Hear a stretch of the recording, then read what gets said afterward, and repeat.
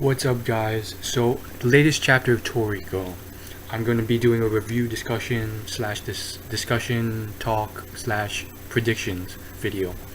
Latest chapter, solid A minus. I think for a transition chapter, which is one of those chapters that isn't intended to be straight action and every single panel and page is filled with something interesting. This sort of transition, slow paced chapter was pristine if in fact it was intended to be that way. If it was a fast paced chapter, it wouldn't be the best rating, but since it was the way it was, I thought it was done so well. Let's just get down to it. The first thing references a couple chapters ago when Toriko, it was mentioned by Jiro that the reason maybe that Ichirayu never really let Toriko win was because he thought he had the potential one day to surpass Ichi, and I do really think that as of the current universe mode, I felt Ichi was and is the strongest person aside from maybe Joa, maybe Akatia, and the Blue Nitro. Other than that, I really do think he's the strongest person revealed in the universe. Why did he die to Midora? Because he let Midora kill him, and that's saying something. And so to say that Toriko is stronger is just, it's incredible. Really, it is. It's like, and it was brought back and reminded again at the last page of this chapter when Komatsu affirms this. And it's no longer just this duo constantly claiming that they're the best just because they want to excite each other and be happy and say, you know how like friends will say you're the best friend in the world, or you're the greatest dude in the world. Like, there's people who say that who don't really like realistically mean it, but this is the one time where that's changed in Komatsu. At the end of this chapter he says the greatest Bishokuya in the world is coming to save me, Toriko-san, which is incredible because Toriko is like, he just lost to Starjin, and it was such a brutal, bloody fight, and for Komatsu to witness that and then be kidnapped by Starjin, flung into this dark, eerie, insidious chamber with all these high-level cooks and stuff. I really felt his character was on point.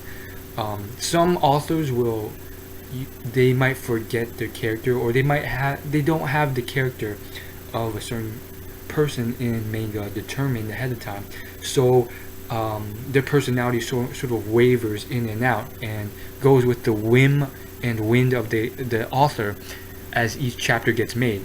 Now with this one, Komatsu is very well thought out. He's an innocent, pure creature who, quite frankly, he tremendously helps out anyone, evil or not, as seen in this chapter. And that's amazing, honestly. You know, he's helping out Midora because he's just a chef and he wants to get food. More importantly, he's not scared of any of them. He has faith Toriko survived and has gotten stronger and is coming for him. He has faith Toriko has the potential to be the greatest. And more importantly, in this chapter, he is shown he is a special entity. Why? Because he's talking to the head of the Bishokukai, like, just matter-of-factly, like, it's just very casual, talking to all these high elite people like something casual, and he just shows so much humility in it. Like, he's not doing it in a way where he's like, I'm on an equal level as you. He knows, he thinks of himself as just this lowly chef. And the greatest part was just like, I love when these sort of things come together where someone really powerful says, I've never been satisfied, and then this little humble guy comes in and satisfies it. It's a ploy that's been done before in many manga series, but this one was just done very well. So basically, long story short, Midora says, anyone who can make me say delicious can leave this place. And he's saying like, because all these chefs don't want to work for him, and he's like, all I want to do is be satisfied. Can't a chef just simply do that? And then this little humble Komatsu with his incredible food luck, who can like hear the food voices, very unique person, very pure person, goes in, makes this food out of like the crappiest ingredients that are left, and actually makes his like mouth like go up a little bit, which has never been done even with the gourmet, like even with the century soup. And we've seen that with the century soup,